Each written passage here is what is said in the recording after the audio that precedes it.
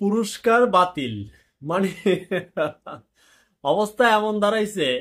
যখনই মিডিয়াতে সোশ্যাল মিডিয়াতে প্রচার হলো যে অ্যাডলফ খান বাংলাদেশের সেরা সুদর্শন পুরস্কার পেয়েছে, পুরো পুরুষ সমাজ মানে ক্ষেপে উঠেছে। সবাই নিজের দিকে তাকাচ্ছে, আয়নার দিকে তাকাচ্ছে, তার পুরনো ছবির দিকে তাকাচ্ছে, নতুন ছবির দিকে তাকাচ্ছে। কি এতই খারাপ আমি?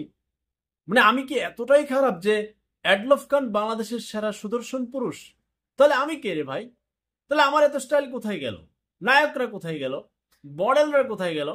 আরিফিন শুভ কোথায়? শাকিব খান কোথায়? সিয়াম কোথায়? মানে সবাই অবস্থা খারাপ এবং সবাই পুরো ক্ষেপে গেছে।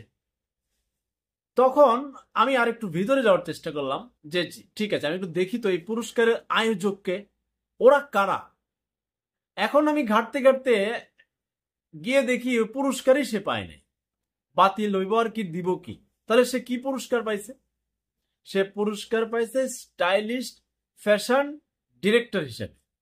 অ্যাওয়ার্ডটা হচ্ছে স্টাইলিশ ফ্যাশন ডিরেক্টর অ্যাওয়ার্ড, বাংলাদেশের সেরা। ঠিক আছে, সে স্টাইলিশ ফ্যাশন ডিরেক্টর করে সেটা পাইছে। এখন সে দুঃখ করে বলছে, দেখেন আমার বাবা হাসপাতালে, কিন্তু এই মুহূর্তে আমাকে ট্রেন্ডিং এ এনে আমি পুরস্কার পাইলাম একটা, আর আমাকে বললো আরেকটা, আর ট্রোল করে বন্যা বসায় দিচ্ছে। এখন সে মানুষের অতিরিক্ত ভালোবাসায় সে মর্মাহত, তার মর্মান্তিক ভালোবাসায় মর্মাহত। বলছে যে আমি তো এই পুরস্কার পাই নাই, তাহলে আমাকে কেন এই পুরস্কারে নাম দিয়ে আমাকে শেষ করে দিচ্ছে। তো সোশ্যাল মিডিয়ার দুনিয়াটা এরকম হয়েছে যে আপনি সত্য নিউজটা খুঁজতে খুঁজতে কাহিলী হয়ে যাবে। আচ্ছা, এই পর্যন্ত এখন খবর বেরিয়েছে যে এই পুরস্কার তিনি পান নাই। এখন এরপরে যদি আবার খবর বের হয় যে না, আয়োজক কমিটি তারা বলছে এটা বলার জন্য, তখনও কি অবস্থা হবে? আপাতত আমি বেশ কয়েকটা স্বনামধন্য মেইনস্ট্রিম মিডিয়ার খবর দেখলাম যে না, এই ধরনের পুরস্কার তাকে দেওয়া হয় নাই। সবাই বলা বলি করছে যে দেখেন, একজন স্ত্রীর কাছে তার স্বামী সুদর্শন, একজন সন্তানের কাছে তার বাবাই সুদর্শন, একজন মায়ের কাছে তার সন্তানই সুদর্শন, এবং একজন কৃষকও সুদর্শন, মেহনতি মানুষ, কর্মজীবী মানুষ। সবাই মানে ওই আমরা আলগা মেকআপের সুন্দরত মানুষ তাকে আপনি সুদর্শন বলতে পারেন না। তার কর্ম, তার মেধা, তার চরিত্র, তার অনেক কিছুর পরে না মানুষকে আপনি সুদর্শন বলতে পারেন কিংবা বলা যায়।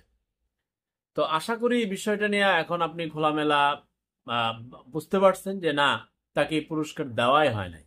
আমি খুঁজতেছিলাম আয়োজক কমিটির নামটা বাংলার মানুষকে জানানো, সবাই খুঁজতেছিল যে আয়োজক দিছে কে তার। আর আমরা অ্যাডলফ খানের বিচার পরে করব, আমরা আয়োজক কমিটিকে জিজ্ঞেস করব যে তোরা কোন হিসাবে তাকে সেরা সুদর্শন হিসেবে বাছাই করলি, কি কি কোয়ালিটি মেনটেন হলে সেরা সুদর্শন পুরুষ হিসেবে নির্বাচিত হবে।